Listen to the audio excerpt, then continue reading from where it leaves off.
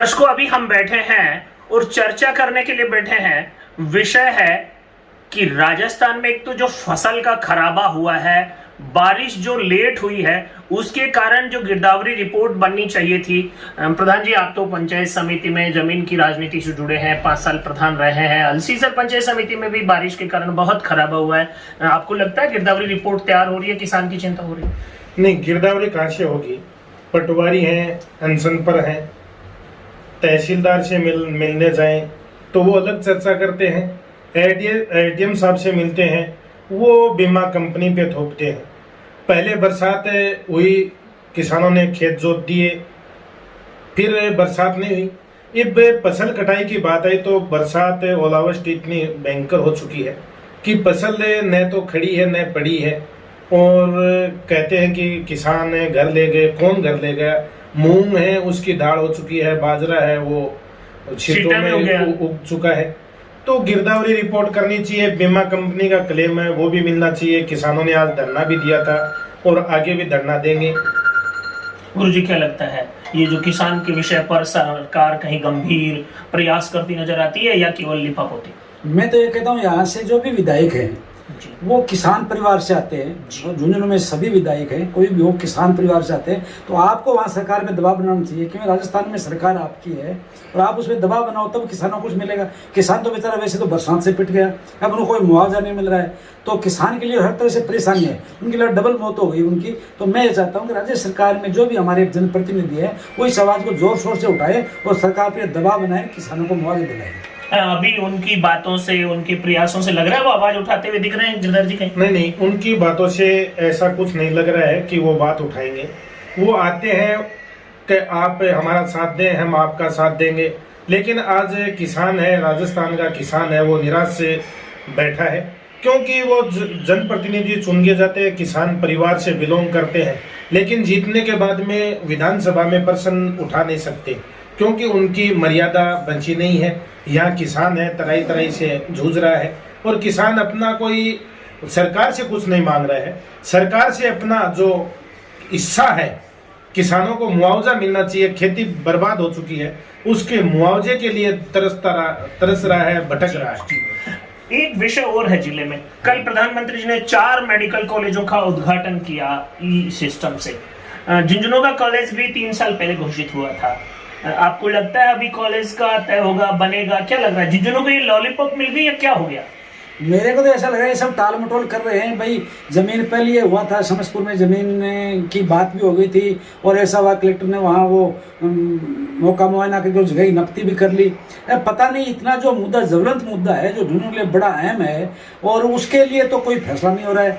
और ये सरकारी जमीन है, उसमें कहीं कब्रिस्तान की बात आती है, कहीं कोई और उनको एक विशेष समुदाय को अलॉटमेंट करने की बात है, वहाँ तो वो तुरंत अलॉटमेंट कर देते हैं। और जिस बात का फैसला होना चाहिए था अभी तो यही समझ में नहीं आ रहा कि कौन कहाँ चाह रहा है जनप्रति, कोई अपनी तरफ चाह रहा है, कोई अपनी तरफ चाह रहा है, ये समझ में आ रहा है। जबकि जिला हेडक्वार्टर पे हॉस्पिटल है, उसके नजदीक। जी गिरधर जी, राजस्थान में बड़ी संख्या में मेडिकल कॉलेज और इंजीनियरिंग कॉलेज में छात्र झुंझुनू जिले के जाते हैं। झुंझुनू पढ़ाई में बहुत अग्रणी जिला माना जाता है। अगर मेडिकल कॉलेज यहाँ 3 साल पहले शुरू होता तो यहाँ के छात्रों को बड़ी राहत मिलती, अभिभावकों को राहत मिलती। आपको लगता है अभी इस राहत में ये सरकार कर पाएगी या ये टाल कर ही चली जाएगी? ये सरकार है, ये सरकार है, पड़ी हुई सरकार है, लंगड़ी सरकार है, पंचर सरकार है।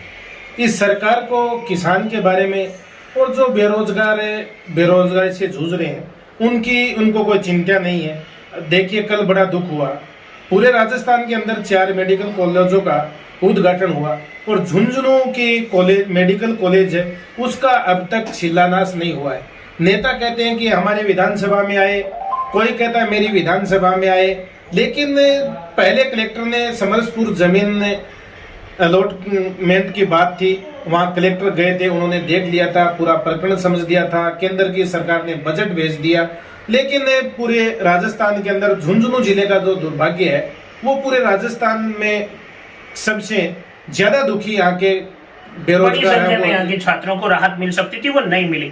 निश्चित रूप से मेडिकल कॉलेज के विषय में झुंझुनू को पिछड़ने का कारण अगर कोई माना जाता है, जैसा कि प्रधान जी बता रहे हैं और गुरु जी बता रहे हैं, कि यहाँ के जनप्रतिनिधि कहीं न कहीं शिथिलता बरत रहे हैं और उसी का कारण है कि प्रशासन कब्रिस्तान और मदरसों की जमीन आवंटन की फाइल तो तुरंत निस्तारित करता है, मेडिकल कॉलेज लंबित रह जाती है। अभी ये बात आई किसानों के खराबे और गिरदावरी की, उस पर भी मामला लटका हुआ है क्योंकि पटवारी तहसीलदार गिरदावर कलम डाउन हड़ताल पर है। ये सारा जो परिस्थिति चल रहा है, एक विषय प्रधान जी, आज एक विषय जिसमें आप धरने में गए थे, एक पंचायत का एक ऐसा गांव है जो पंचायत समिति में इधर है और मतलब तहसील में उधर है और थाने में उधर है, हेडक्वार्टर में उधर है, क्या हाल है, कौन सा गांव है? ये खिदरसर गांव था जी। चंदुआ पंचायत पहले कोदेसर पंचायत और चंदुआ पंचायत, बिरमी पंचायत, ये खिदरसर पंचायत के गांव, बिरमी के पंचायत खिदरसर था, उनको पंचायत नहीं बनाई चंदुआ, उसमें शामिल कर दिया।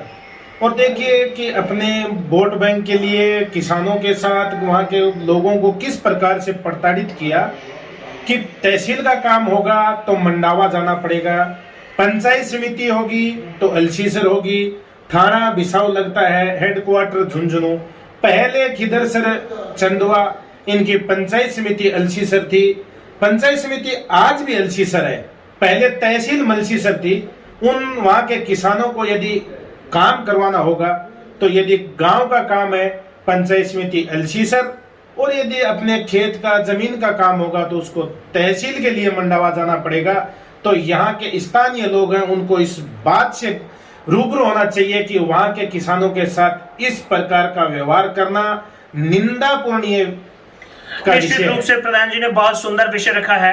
ये जो चंदुआ नई पंचायत बनी है उसमें एक गांव शामिल किया गया है, जो बिरमी पंचायत का गांव होता था खीरदरसर, उसे पंचायत समिति पॉइंट ऑफ व्यू से तो अब मलसीसर में शामिल कर दिया गया है, लेकिन तहसील पॉइंट ऑफ व्यू से वो अभी मंडावा में है। ये विचित्र स्थिति राजनीतिक भेदभाव और उत्पीड़न का ही उदाहरण है।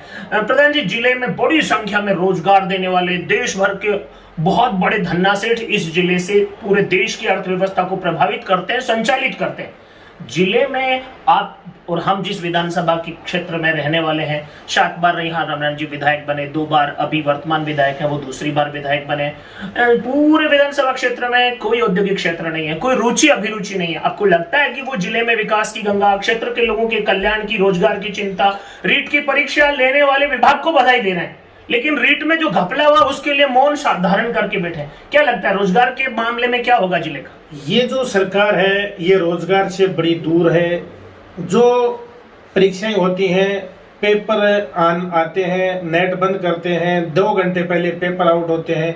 रोजगार की बात, एक नौलगढ़ में एक छोटा सा प्लांट लगा है सीमेंट का, और बाकी पूरे झुंझुनू जिले में कहीं पर भी रोजगार की ऐसा कोई स्तंभ नहीं खड़ा किया है इस सरकार ने कि रोजगार मिल सके।